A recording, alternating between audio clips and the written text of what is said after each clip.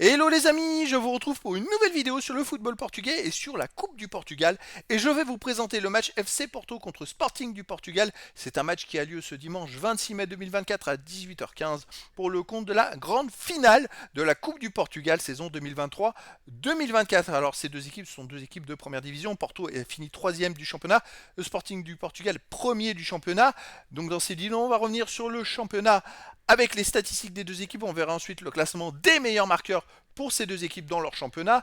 Puis on enchaînera par les 10 derniers résultats, toutes compétitions confondues et les stats. On terminera par les compositions d'équipes et tactiques éventuelles, ce qui nous permettra d'avoir une idée, une tendance à ce match. Pour ceux qui souhaitent voir ce match à la télé, sachez que vous pouvez le voir sur beansport 7.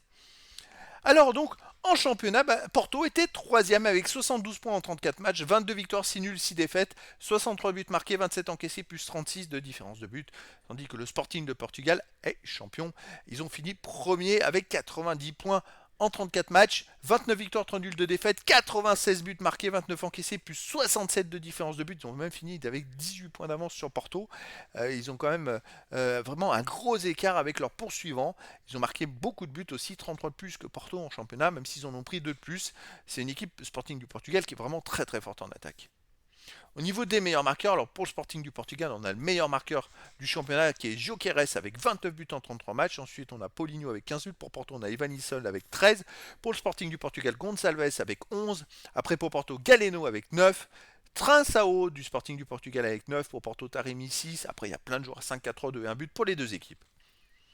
Les 10 derniers résultats, toutes compétitions confondues, Porto c'est 6 victoires, 2 nuls, 2 défaites, 17 buts marqués, 10 encaissés, plus 7 de différence de but. Il reste sur 3 victoires d'affilée et même 5 victoires à un nul dans les 6 derniers matchs. Donc c'est une équipe qui marche plutôt pas mal en ce moment. C'est vrai que enchaîner autant de victoires de suite et de résultats positifs, c'est très intéressant. À noter qu'ils ont joué contre le Sporting du Portugal et ils ont fait 2 buts partout. Il n'y a pas si longtemps que ça, le 28 avril dernier.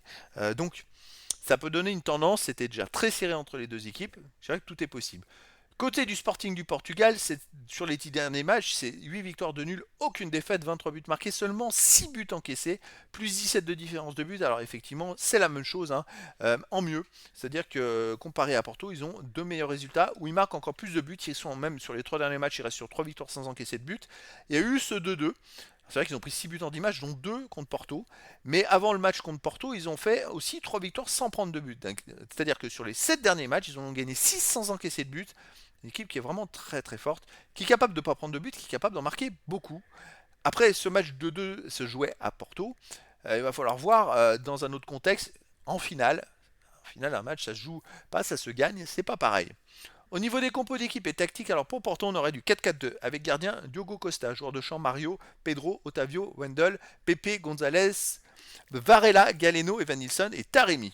Et pour le Sporting du Portugal, on aurait du 3-4-3 gardien Pinto et joueur de champ Inacio, Coates, Diomande, Esgaio, Morita, Julmand, Santos, Trincao, Poté et Gyökeres. Donc voilà les amis, le décor est planté entre ces deux équipes difficiles de savoir laquelle sera la plus forte.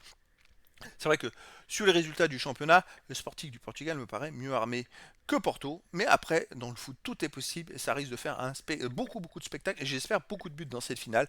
Donc je vous donne rendez-vous ce dimanche 26 mai 2024 à 18h15 pour le match de la finale de la Coupe du Portugal saison 2023-2024, le FC Porto contre Sporting du Portugal. Voilà les amis, je vous dis à très bientôt pour une nouvelle vidéo.